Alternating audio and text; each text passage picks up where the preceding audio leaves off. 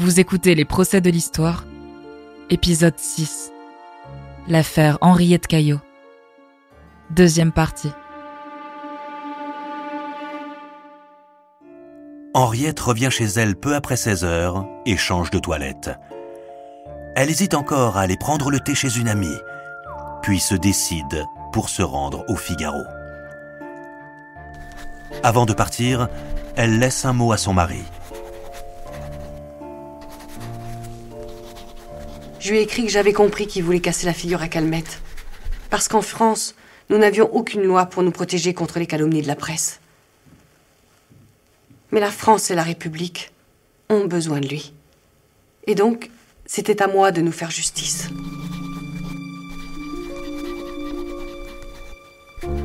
Le directeur de cabinet de Joseph Caillot, inquiet de l'état de Madame Caillot, essaye de la joindre à son domicile, vers 17 heures.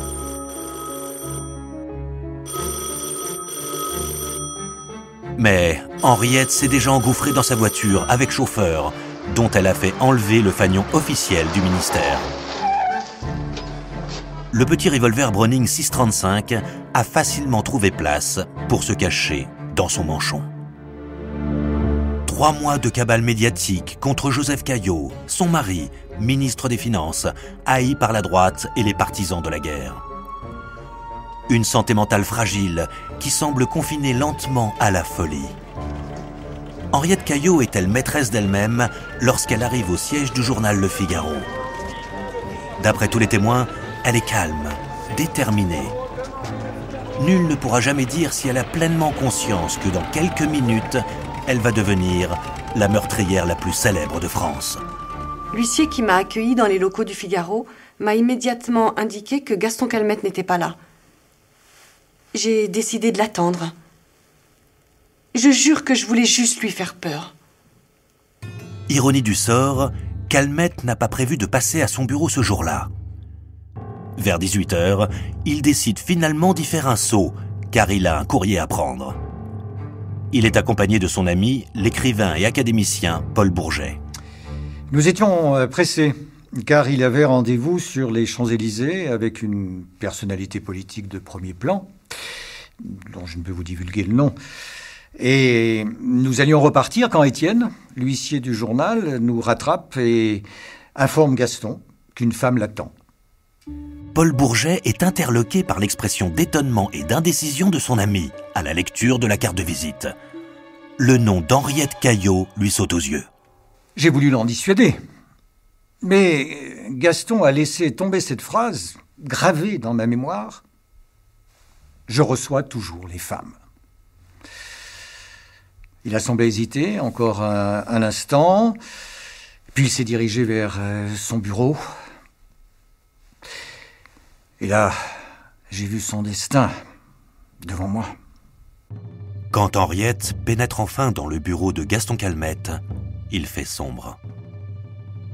Je lui ai dit « Vous vous doutez sans doute de l'objet de ma visite ?» Mais non, pas du tout. A-t-il eu l'impudence de me répondre? Mon sang n'a fait qu'un tour. J'ai sorti mon arme de mon manchon et j'ai tiré.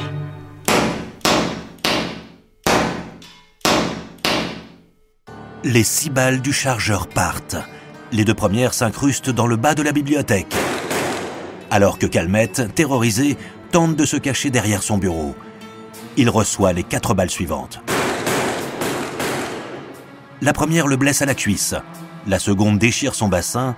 La troisième est arrêtée par son portefeuille. Et la dernière glisse sur son thorax. Seule la balle entrée dans son bassin est mortelle. Elle a perforé l'artère iliaque. Avec un Browning, quand on a commencé à tirer, on dirait que l'arme fonctionne toute seule. Vous rendez-vous compte? Elle vient d'abattre un homme de sang-froid. De sang-froid, n'est-ce pas? Paul Bourget, académicien et ami du directeur du Figaro. Et elle reste là, impassible, avec cet air hautain et la tranquillité absolue d'une femme qui vient de commettre une chose toute naturelle. Tout le monde n'a pas l'émotion bruyante.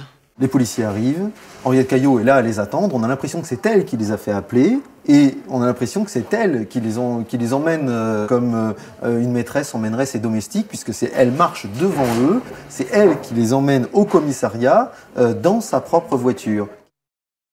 Quelques heures plus tard, en fin de soirée, Gaston Calmette, malgré les efforts des chirurgiens, rend son dernier soupir à la clinique de Neuilly. Oui, dans la soirée, personne n'a voulu croire à une blessure mortelle. Raymond Poincaré, président de la République française. On pensait à un canular. Même la rue était incrédule. Quand enfin l'opinion prend conscience de l'énormité de la vérité, Paris est en ébullition. À l'appel de l'extrême droite, des cortèges se forment sur les boulevards, au cri de « Caillot assassin, Caillot assassin !» Ils sont soutenus par les habitants. Aux terrasses des cafés, on applaudit. Caillot, lui, a compris. L'assassinat de Gaston Calmette, c'est aussi un petit peu l'assassinat de Joseph Caillot. Henriette n'a vraiment pas réfléchi, car à partir du moment où sa femme a tué le directeur du Figaro, Caillot, qui était ministre des Finances, numéro 2 du gouvernement, doit démissionner. Ma position au gouvernement était évidemment intenable. Joseph Caillot, président du Parti radical et ministre des Finances démissionnaire. J'ai donc téléphoné à Gaston Doumergue, le président du Conseil, pour lui offrir ce dont Calmette a tant rêvé, ma démission. Si sa femme est condamnée, il peut très bien ne jamais revenir en politique. Et si la gauche gagne les élections, et elle gagnera les élections en avril-mai 14, il ne pourra pas devenir président du Conseil, à cause du geste inconsidéré de sa femme. Après 4 mois d'un engrenage inexorable, l'affaire Caillot compte désormais ses victimes. Gaston Calmette, directeur du Figaro, abattu de 6 balles de revolver. Henriette Caillot, emprisonnée à Saint-Lazare.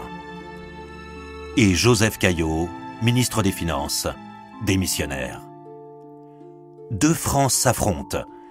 Ceux qui considèrent l'inculpée comme une meurtrière abjecte et ceux qui s'apitoient sur la détresse d'une femme poussée à bout par un journaliste véreux. Dans la presse de droite, le couple Caillot n'est plus désigné que par des formules du genre « Caillot de sang, ménage d'assassins ». Et à gauche, on titre, plein d'ironie, « Calmette est mort, victime d'un accident du travail ». Certaines prises de position dépassent le grotesque. Paul Bourget, académicien et ami du directeur du Figaro. D'aucuns, par exemple, prétendent que Madame Caillot était indisposée le matin du crime et que cette faiblesse bien féminine l'avait donc régentée telle une force aveugle. C'est dans ce contexte que se déroulent les élections décisives des 26 avril et 5 mai. Contre toute attente, Caillot n'est pas disqualifié politiquement. Dans son fief de la Sarthe, il a accepté d'être de nouveau candidat, à condition de ne pas faire campagne. Et il est réélu triomphalement. Sur le plan national, la droite s'effondre, la gauche triomphe. S'il s'allie à la SFIO de Jean Jaurès, Caillot peut encore espérer diriger le pays. Mais je ne peux prétendre gouverner la France tant qu'Henriette est en prison. Je lui rends visite tous les jours. J'organise sa défense, il nous faut gagner le procès. À tout prix.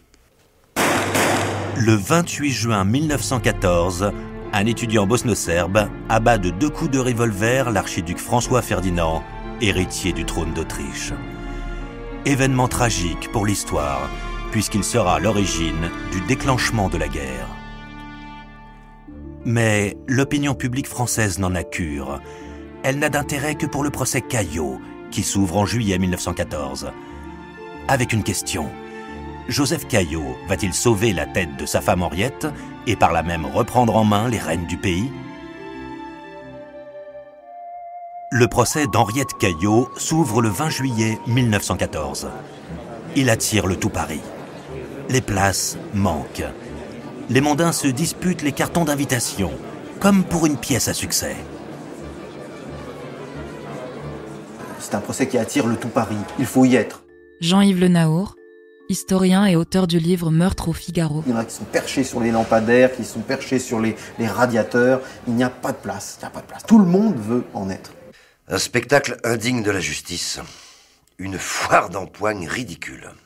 Un procès entièrement manipulé, n'est-ce pas ? Faussé, vicié par Joseph Caillot et ses hommes. totalement truqué. Totalement.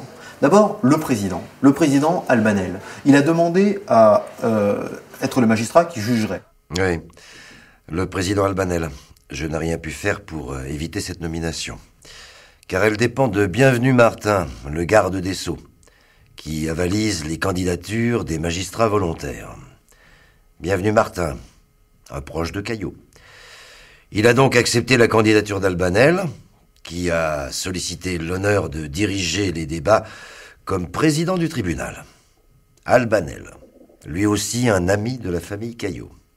On sait que son fils est au parti radical, que Albanel rencontre Caillot, qu'il a déjà dîné avec lui. Bref, il est très proche de Caillot. Et s'il a demandé à juger l'affaire, c'est sans doute évidemment pour avantager Caillot dans cette histoire. Ensuite, il y a le procureur. Eh bien, le procureur, il ne mordra pas. Il ne sera pas très sévère, parce qu'on lui a donné la Légion d'honneur juste avant le procès. Alors il est tout amadoué, et effectivement, il n'a pas retenu la thèse de la préméditation, par exemple.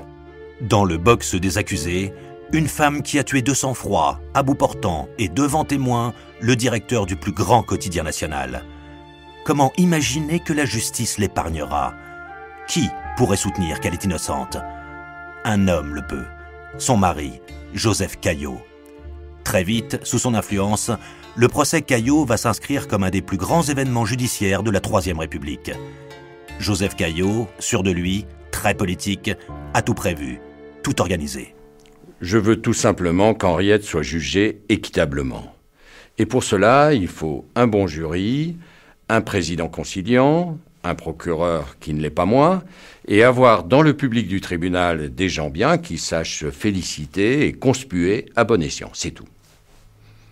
Et puis ce sont les jurés qui décident, pas les magistrats. Vous ne croyez tout de même pas que j'ai le pouvoir de les choisir?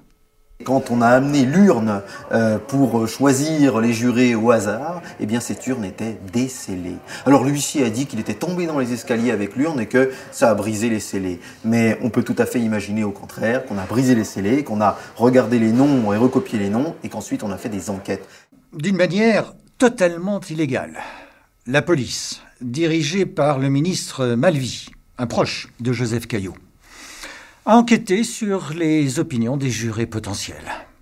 Dans les archives de la préfecture de police, vous retrouverez des dossiers d'enquête sur les opinions politiques de tous les jurés potentiels qui pouvaient être tirés au sort pour juger Henriette Caillot. Conséquence, tous ceux identifiés comme ayant des opinions de droite ont été écartés et inversement, ceux proches du radicalisme figurent dans le jury. Déplorable, consternant. Tous ceux qui étaient de droite, qui avaient des opinions très marquées à droite, très nationalistes, qui lisaient tel journal, l'Écho de Paris, le Gaulois, l'Action française, ont tous été récusés par l'avocat d'Henriette Caillot. Je reconnais que la chance nous a souri, avec 11 jurés sur 12 sensibles aux idées de gauche. Leur vote n'est pas acheté, évidemment, mais on peut imaginer qu'ils voteront pour l'acquittement d'Henriette Caillot afin de sauver la carrière de Joseph. Pour assurer la défense de sa femme, Joseph Caillot a sollicité maître Fernand Laborie, qui s'est illustré comme défenseur de Zola après son J'accuse. Et Laborie, c'est aussi quelqu'un qui a été agressé par les nationalistes. Il a reçu des balles tirées dans le dos. Donc c'est un républicain, c'est vraiment une caution démocratique et républicaine. Fernand Laborie est de plus fort habile dans son approche stratégique dans la défense de Madame Caillot. Oui. Mais en effet, la stratégie de maître Laborie est simple et habile. Raymond Poincaré, président de la République française. Il considère que l'éventualité de la publication des lettres privées a causé chez Madame Caillot une dépression nerveuse qui l'a rendue provisoirement irresponsable de ses actes. Henriette Caillot, quant à elle, a laissé son air hautain et méprisant. Elle apparaît le teint pâle, les yeux baissés, les attitudes douloureuses. Un vrai masque de comédie. Je ne joue aucun jeu d'aucune sorte. Comprenez seulement l'épreuve qui m'attend. Je suis et je demeure la victime dans cette affaire. C'est à peine si j'ose regarder la salle. Seule la présence de mon mari m'aide à surmonter l'épreuve. Caillot maîtrise l'art oratoire, il a l'habitude de l'Assemblée, donc ce n'est pas un prétoire qui lui fait peur. Car le véritable héros du procès, c'est bien Joseph, et non Henriette. Tour à tour témoin, avocat et procureur, il est le véritable metteur en scène du vaudeville qui se joue au palais de justice. Il distribue aussi des cartes d'invitation, comme s'il s'agissait d'un théâtre ou d'un spectacle. Donc le public, il est aussi dans les mains de Caillot pour une part. Du théâtre. Tantôt comédie bouffonne, tantôt tragédie larmoyante. Paul Bourget, académicien et ami du directeur du Figaro. Huées, murmures, applaudissements, insultes, même coups sont généreusement distribués. On ne songe plus guère à ce pauvre Gaston, si ce n'est pour couvrir de boue sa mémoire. C'est le monde à l'envers. Très vite, ce n'est plus le procès d'Henriette Caillot. Certes, on pouvait penser que c'était le procès de Joseph Caillot pour la droite, mais on s'aperçoit très rapidement que c'est le procès de Gaston Calmette. Gaston Calmette, la victime, parce que il n'aurait pas dû crocheter les correspondances privées, il n'aurait pas dû pénétrer dans les alcôves, il n'aurait pas dû se mêler de questions privées, il aurait dû rester dans la décence, il a violé la déontologie journalistique et il a été puni par une femme courroucée qui n'a pas réussi à maîtriser ses nerfs, c'est un véritable crime passionnel, tant pis pour lui. Le comble est atteint lorsque témoigne un spécialiste des armes à feu, le colonel Aubry. Son témoignage est clair. Henriette Caillot a tiré à chasser. C'est-à-dire qu'elle a tiré vers le sol pour faire peur à son interlocuteur. Gaston Calmette, il n'a pas été assassiné, mais qu'il s'est carrément suicidé en se jetant au-devant des balles. Il a clairement expliqué ce que je me suis tué à dire. C'est parce que Calmette s'est accroupi que les balles l'ont touché. Il a été atteint par accident. Le procès tourne au grand guignol. Pour contrebalancer la présence dans la salle des amis de Calmette et des royalistes de l'Action française, Joseph Caillot a fait recruter une bande de nervis dans les bas-fonds de la capitale. Tous sont de sympathiques truands corses. Tous n'avaient sans doute pas un casier judiciaire intact, mais les autres, ceux d'en face... À l'époque, l'Action française, la mouvance royaliste a des étudiants qui veulent aussi batailler, casser du caillot. Donc il a cette espèce de bande autour de lui qui joue des coudes, qui distribue baffes et coups de poing, qui applaudit. Des témoins récusés, une salle d'audience survoltée qui braille, siffle et hue, des juges siégeant côte à côte qui s'insultent. Non mais là, on nage en pleine mascarade. J'ai dû demander au garde des Sceaux d'y mettre bon ordre. Le 24 juillet, la Marche du Monde rattrape ce procès qui tourne à la farce. L'Autriche-Hongrie vient d'adresser un ultimatum à la Serbie. L'Autriche-Hongrie est l'allié de l'Allemagne. La Serbie, celle de la Russie. Et la Russie, celle de la France.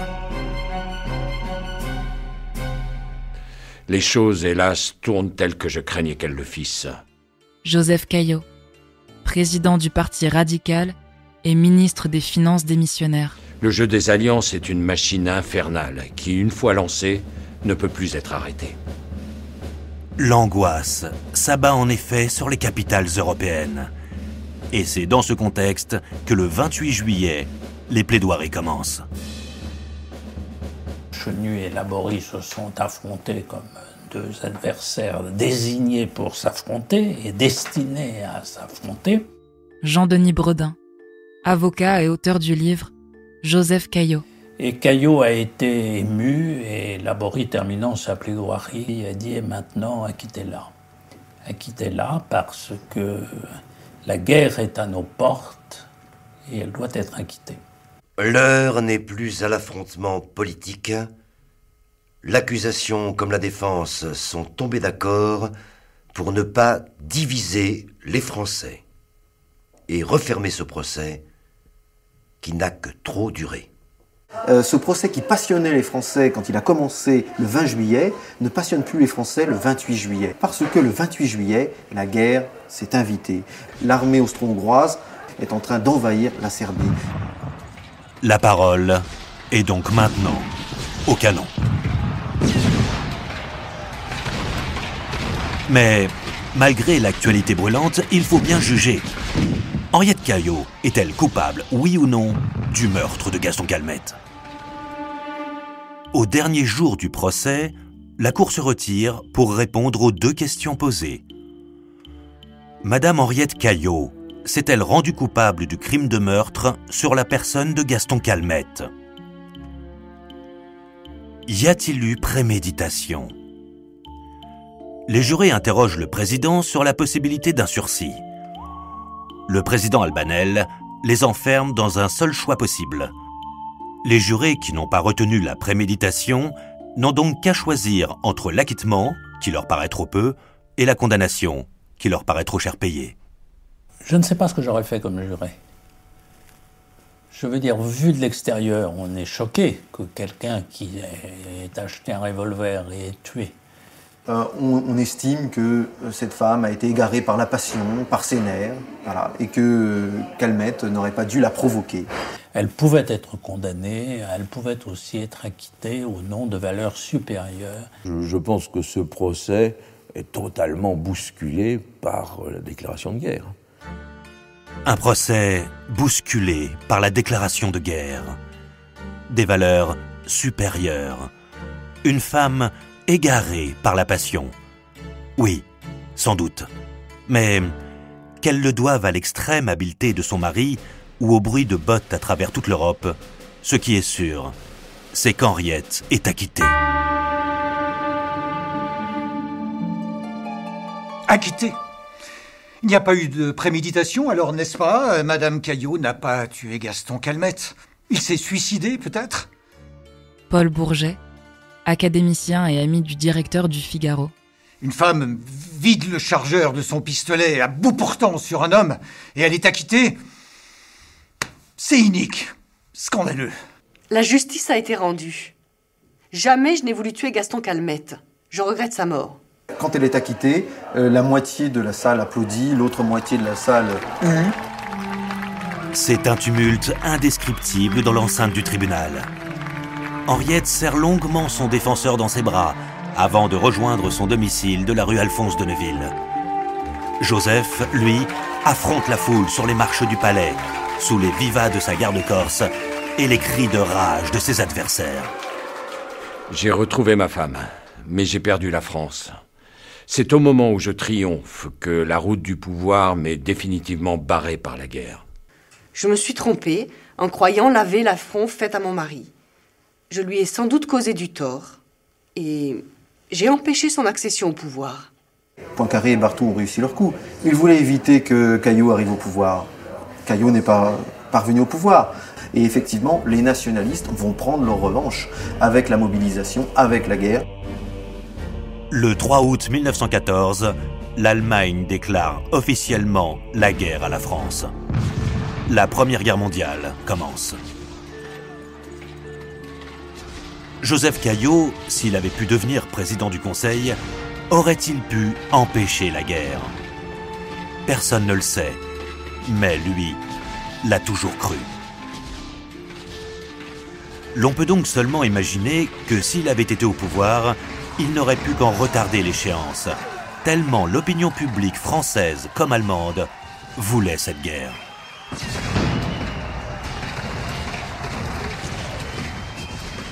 Pourtant, cette guerre est une erreur, une imbécilité. Elle annonce la ruine du vieux continent. Joseph Caillot, président du Parti radical et ministre des Finances démissionnaire. L'Europe, mère de toutes les colonies, va devenir à son tour une colonie, celle des États-Unis d'Amérique. Mais je suis bâillonné. Mes anciens amis me tournent le dos, emportés par la vague chauvine. L'heure est à l'union sacrée.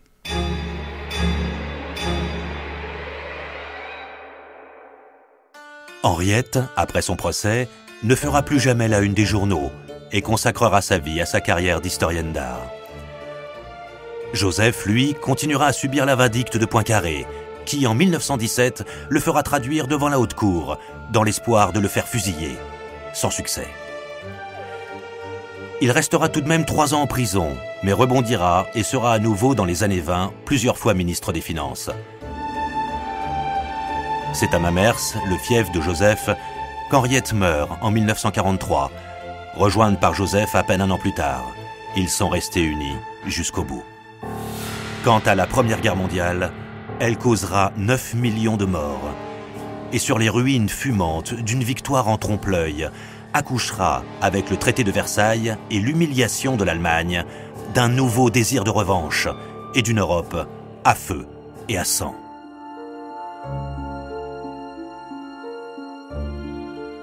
Vous venez d'écouter Les procès de l'histoire. Si vous avez aimé ce podcast, vous pouvez vous abonner sur votre plateforme de podcast préférée et suivre Initial Studio sur les réseaux sociaux. Les procès de l'histoire, l'affaire Henriette Caillot, est un podcast coproduit par Ingem Productions et Initial Studio, adapté de la série documentaire audiovisuelle Les procès de l'histoire, coproduite par Ingem Productions et Synapas Télévision, avec la participation de toute l'histoire, imaginée et réalisée par Guylain Vidal et écrite par Stéphane Brizard, Stéphane Miquel et Guylain Vidal. Avec Laurent Claret dans le rôle de Joseph Caillot, Cécile Bouillot dans le rôle d'Henriette Caillot, Jean-Marie Lecoq dans le rôle de Raymond Poincaré et Thomas Sertillange dans le rôle de Paul Bourget. Historiens, Jean-Denis Bredin et Jean-Yves Le Naour. Production exécutive du podcast, Initial Studio. Production éditoriale, Sarah Koskiewicz et Louise Nguyen, assistée de Sidonie Cotier. Montage, Camille Legras, avec la voix de Camille Clément.